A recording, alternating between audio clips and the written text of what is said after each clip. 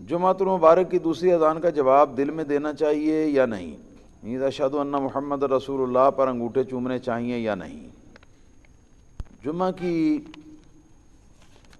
دوسری اذان اس وقت ہوتی ہے جب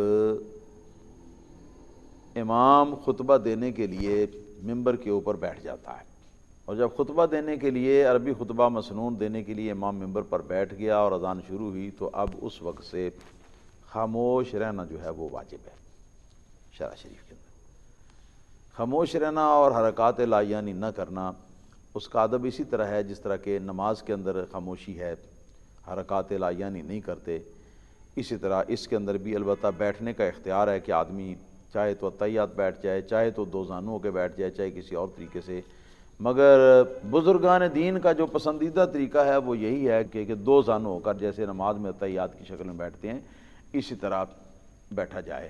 اور اس دوران اذان کا جواب دینا چونکہ اس خاموشی کے خلاف ہے جس خاموشی کا حکم ہے اس موقع پر، لہذا اذان کا جواب جو ہے وہ اپنی زبان کے ساتھ نہیں دے سکتے، البتہ اپنے تصور کے اندر اذان کا جواب جو ہے وہ دے سکتے ہیں، یعنی جو اذان کے جواب کے جوابی کلمات ہیں ان کلمات کا تصور اپنے خیال میں آپ لاتے جائیں، جیسے جیسے ان کے مناسب کلمات جو ہیں وہ آتے جائیں۔